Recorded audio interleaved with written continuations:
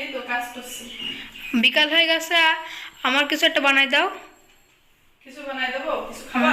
হ্যাঁ। তাহলে বাসায় তো তোমার পাউরুটি আছে, তাহলে ডিম পাউরুটি বানাই দিই। ওকে। ডিম পাউরুটি বানানোর জন্য লাগবে একটা পাউরুটি। পিস কাটা পাউরুটি হলে অবশ্য ভালো হয়, যেহেতু বাসায় এখন নেই এই কারণে 5 টাকা দামের যে পাউরুটিগুলো আছে আমরা এই পাউরুটি দিয়েই বানাবো। তো প্রথমে আপনার লাগবে পাউরুটি একটা। পাউরুটি কাটা হয়ে গেছে, এবার ডিম গুলাবো।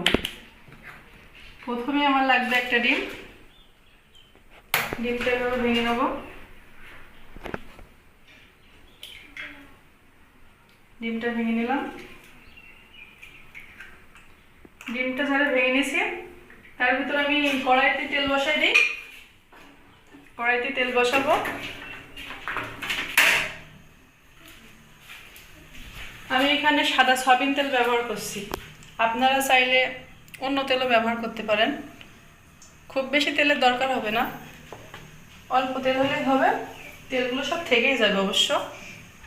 আমি ডিমের ভেতরে অল্প একটু লবণ নেব, যেটা আপনারা নুন বলেন কিংবা লবণ বলেন, নিলাম স্বাদ মতো। তারপরে আপনি আপনার স্বাদ মতো একটু চিনি নেবেন। আমি আমার স্বাদ মতো চিনি ব্যবহার করছি। আর আপনি খুব সুন্দর করে এটা ফাটাই নিন। ডিম, চিনি, লবণ খুব সুন্দর করে ফাটাই নিতে হবে, যাতে আপনার চিনিটা ডিমের ভিতরে না থাকে। অনেক সুন্দর করে ফাটানোর পরে আপনি পাউরুটিগুলো বানাবেন। কেটে দিবি।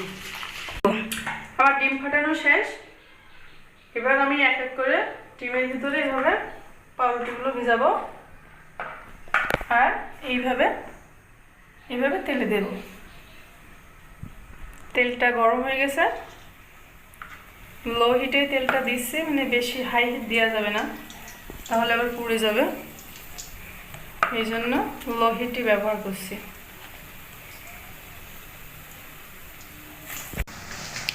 এই যে যখন বাদামি কালার হয়ে যাবে তখন এটা নামাই ফেলতে হবে। আমাদের ডিম পাউরুটি তৈরি।